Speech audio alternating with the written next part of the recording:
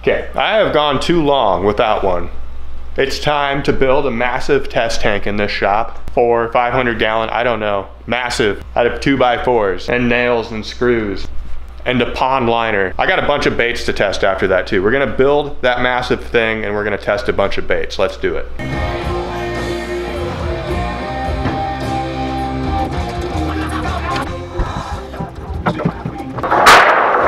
I have a ridiculous amount of 10-foot green treated 2x4s. So that's what we're gonna build this out of. Obviously they don't need to be green treated, but they just happen to be. I think I need like 2 more trips of that. I'm thinking 3 feet wide by 10 feet long.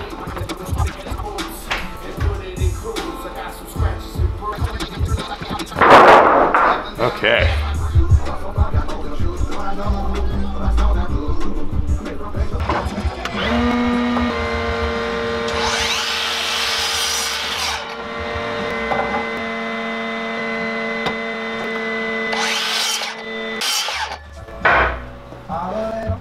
That's how tall it's gonna be, 29 inches. That's over 2 feet. Complete guess on what's preferable. I think 29 inches is fine. I'm gonna do 6 of those on each side for support.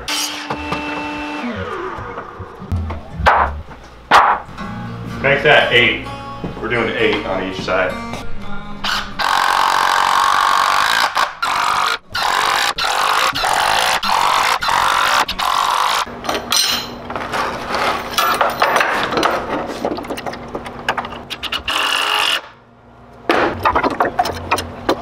This wood is so warped, but you just gotta force it into place.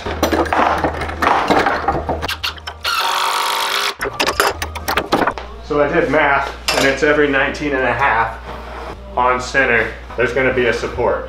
It's gonna be a very supported wall.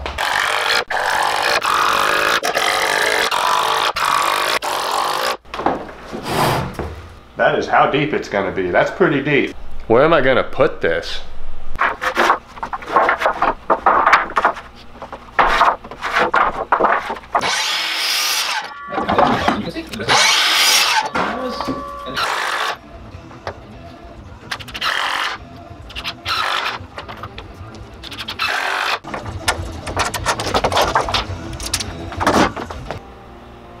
Kind of wondering if I went too big, you know? I'm gonna get it all together and then see. I have a 20-foot garage and this is 10 feet. This is half the length of the garage. It makes me want to move stuff in here and get this to where one end is against the wall. That way it's only protruding halfway into my garage somewhere. I'll figure it out. Yeah, even if I put it this way, it's gonna be all up in my space over here.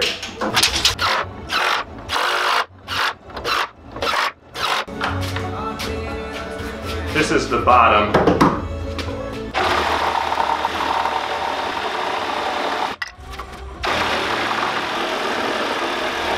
I'm just trying to cut these flush so I can flip it around and stand it up straight and attach the bottom.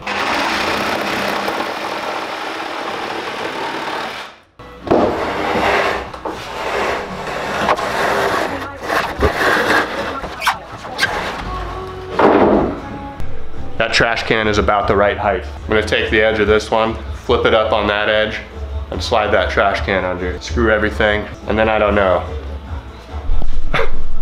Try to replace this one with that trash can somehow, I don't know. We'll see.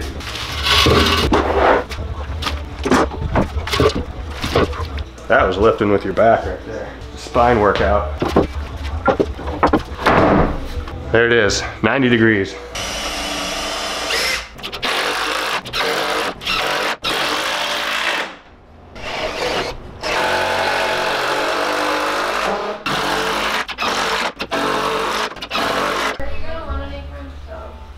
Yeah.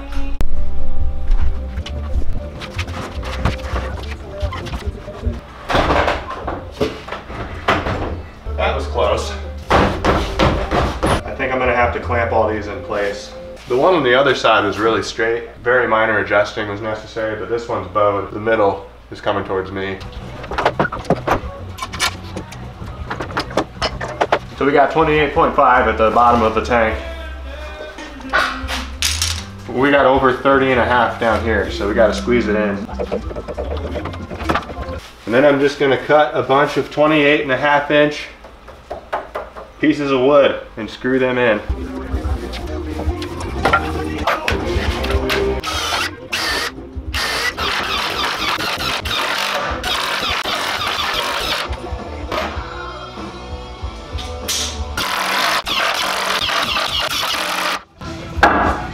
Okay, I gotta rip that down. That much.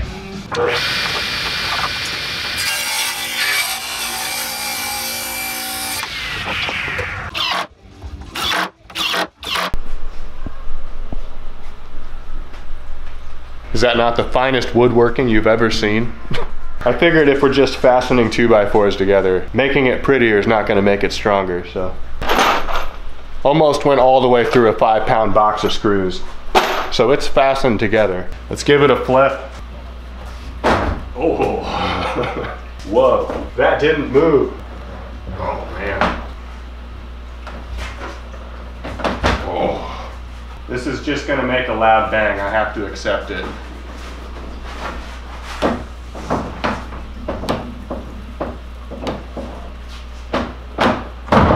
Okay, wasn't that bad, actually.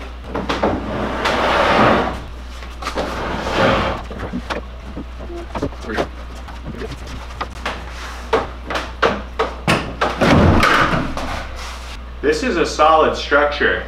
There it is. I think the widest of gliders that I make will run into the sides of this tank. I'll have to go out and still find water to test the really wide glides in. Everything else though, this is suitable. Yeah, this could be my coffin when I'm dead. Save somebody the trouble. It's a little long. Okay, added the rim up top. I figured at some point it just gets kind of useless showing me fastening 2x4s together just endlessly. So now it's done. Here's the box that the pond liner goes into. Utility knives and pond liners don't mix, but I'm being careful. This is a 20 mil thick. I think it's like 20 by 15, might be 20 by 10 feet.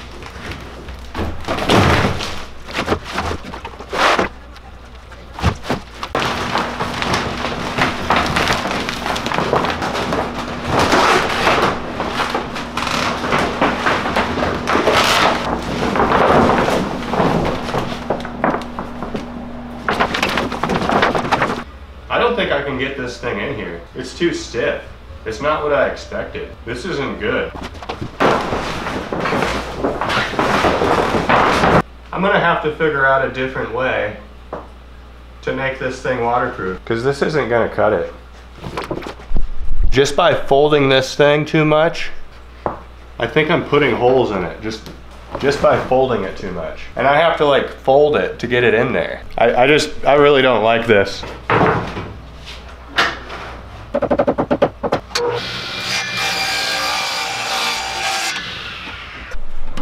Just bought a bunch of plywood, and in the mail there's something coming called Pond Shield.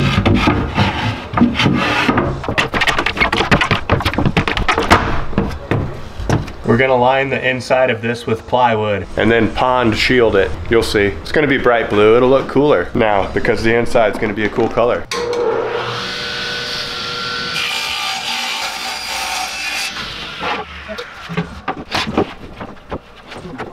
Smells like wood in here.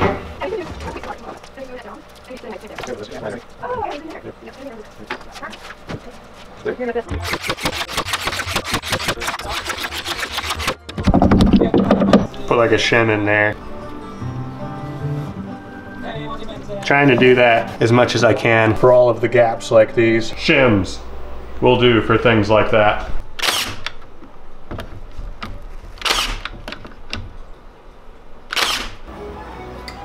I'm thinking if I can get the gap like less than 1 millimeter thick, the pond shield's gonna have no issue.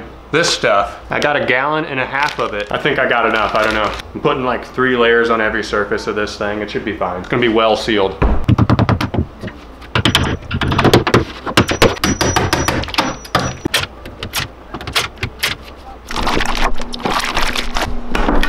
Here we go. I got rollers for this stuff. Big ol' extendo. Needed more of these. It's 2 to 1. That's the color. It's gonna look like a swimming pool. This side's clear. The hardener is clear. Did that look chunky to you? I thought that looked chunky for a second. So I need 17 ounces of the other. I'm gonna do that over there. That's pretty clean. I've used this stuff before, and stuff coming out of a can like this, epoxy, you can make such a mess. All of this is gonna go on the bottom, and I'm gonna do 2 coats of that. So it's gonna be bottom, side, side. I'm gonna hit those corners too when I do those sides and have them drip opposite directions each time I do a side. Everything gets 2 coats at least, maybe 3, I don't know.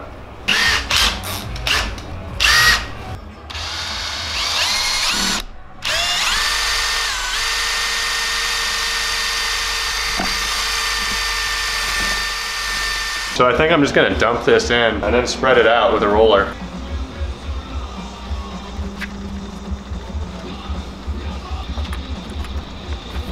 I might have to figure out a better way to get it into the corners. I like this color though. It's gonna make the lures really visible.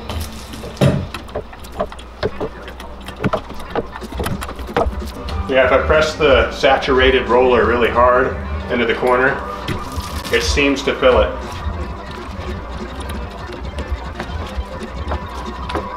All right, that did it. I got it in every corner. Seems like that was the perfect thickness for the layer too. I filled it somewhere between 24 and 32 ounce, so cool. That went smooth. I was sure to get that roll off too as soon as possible, or it'd be epoxied on, you know? That's definitely the messiest part, but still pretty clean. This went really smooth.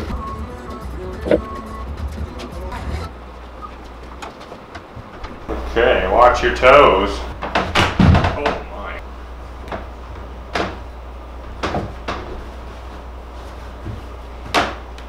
That was close to impossible. We got it though. Now I'm just gonna let it fall. Just let it fall. Okay. Didn't have any leaks on the floor. Nothing leaked through, that's good. I'm just gonna prop this whole thing up slightly. This is a bunch of 30-minute epoxy mixed with microspheres as a filler, making it thick. These gaps, they just weren't getting filled good enough, so I gotta fill them myself with the 30-minute, I think. Sorry, one of our gutters fell off. Gutters fell off? Chelsea just came in here and said one of my gutters fell off of the house, but it was just a downspout. Kind of scared me.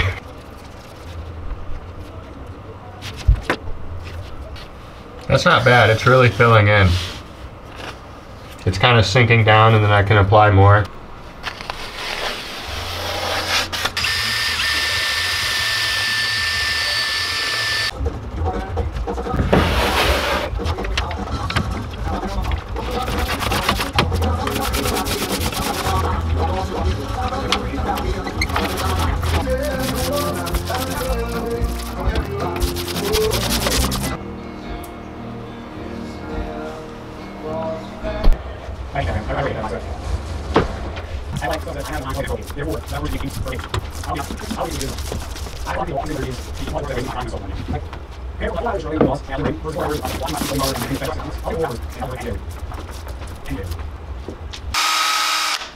Alright, this is some different stuff. This is an Alumilite resin that I mixed some pearl powder into so it's white. I don't know why. I just felt that it needed some pearl powder in it against that blue.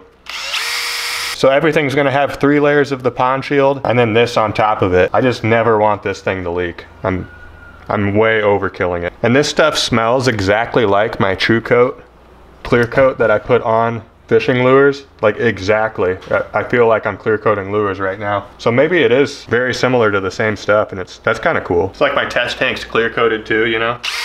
By the way, I added a door or a lid to the whole tank so it can just close when I'm not using it and dust won't get in there. Because this thing could get pretty nasty without the lid.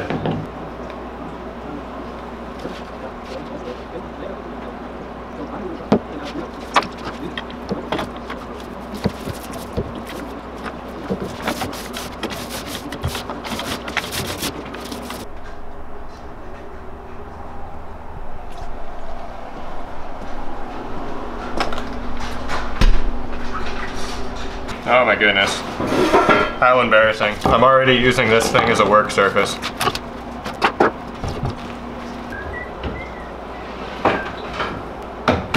Now it's got like a gloss finish after that clear coat. It looks good. It's not tacky at all. I'm pretty confident in it. I don't think it'll ever leak. That is a lot of epoxy on those surfaces. There's a big moment coming up right here.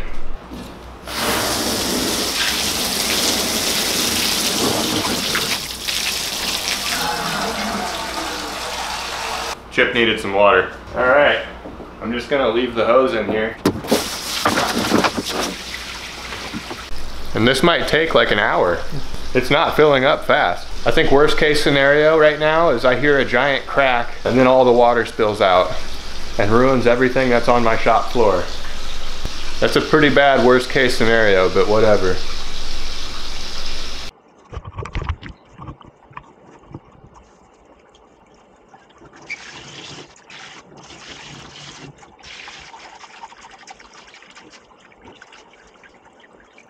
It's like 10 inches from the top, but we got like over a foot, well over a foot. It's probably like 18 inches of water in there. I say if it seems necessary later, it can be filled all the way up. Here's a little crankbait that I hung on to. I think I've shown it before, how it works and everything. Splendidly. It's probably best that the wood is green treated because I am splashing it. Let's try some other stuff. Here's a FOF, curly maple. I should probably put links in the description to all the baits that we're gonna be testing today and the makers and their Instagrams and stuff, but I have a plethora of different baits to test. FOF, FOF. Dude, you can hear this one. Clickety clack clack. Oh, that's good. That is so good. Should probably avoid smacking baits against that back wall of the tank. Wear a hole in it eventually. That is fantastic. There's another FOF. This is more legit size, bigger swim bait territory right here. We got flappy tail too. Ouch. Very shifty paint scheme too. We got purples that appear and disappear.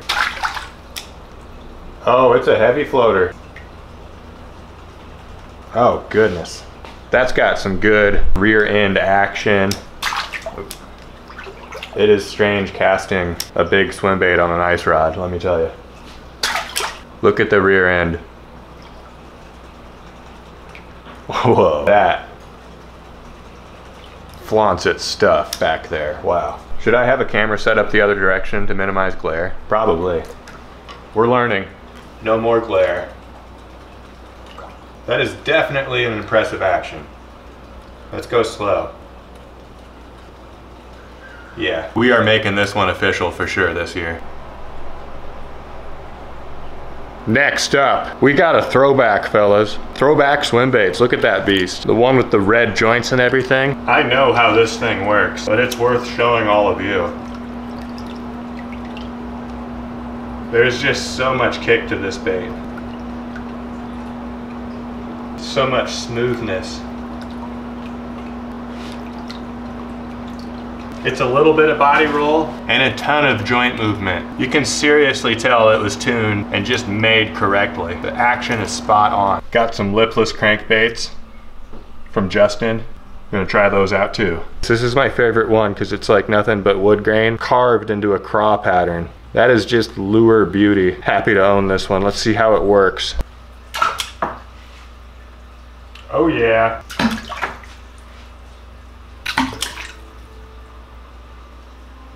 Hopefully you guys can see, because it's a tight action, but that's what I like. Fast and tight. Hopefully it doesn't look like it's just doing nothing on camera.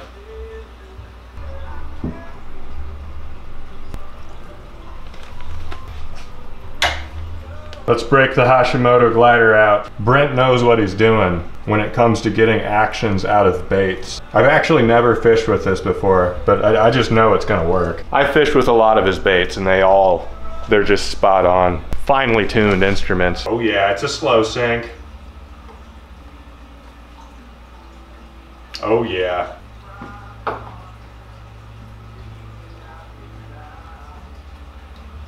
If I wasn't fishing with a little ice rod, it'd be a much better display. But it's still good. Yeah, it's really good. You can give it that pause after each churn and it stays level. You can burn it and it does a lovely swim. This is nice.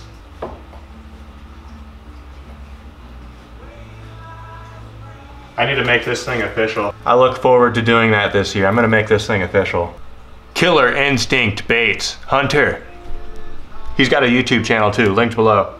So many links I need to put in this video, oh my goodness. He sent me this a while back. Haven't had the chance to make it official yet, but let's look at the action. This thing is killer. It really is an awesome looking bait. Fantastic job, Hunter. I should probably put some hooks on it.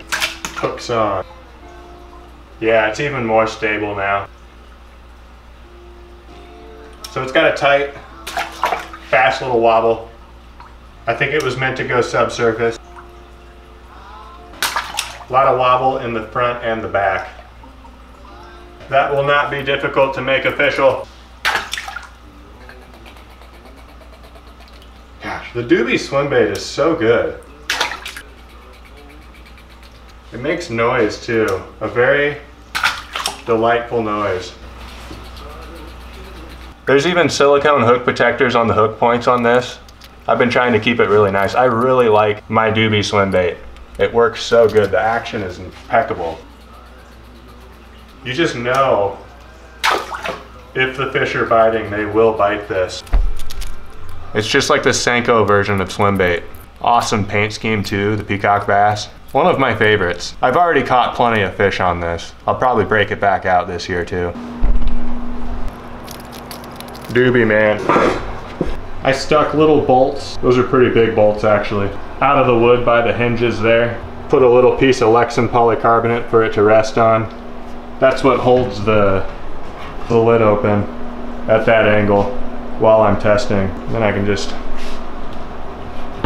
close her up. But there it is, fellas. The new shop test tank. I'll think of better ways to get camera footage, probably underwater footage with action cameras and have designated ones and stuff. While doing that, I kind of realized I'm not getting as good of footage of the baits as I would want. Having built this monstrosity, it's like, we can do better.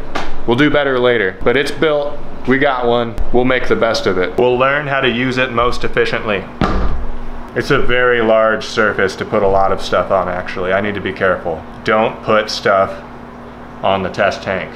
Do not develop that terrible habit. If it does develop a leak, I'll let you guys know. That would really, really suck. It's got 3 coats of pond shield everywhere and 1 coat of clear coat.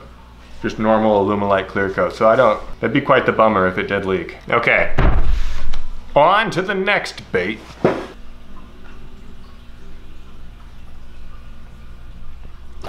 You like it, Chippy? Is it your new bathtub? I could probably give Chip a bath in there. Get it all bubbly. Put some toy ducks in there.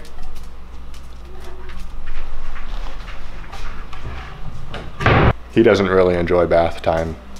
That'd probably be just straight up torture for him in there. Great, let's go outside. Big ol' extendo. How embarrassing.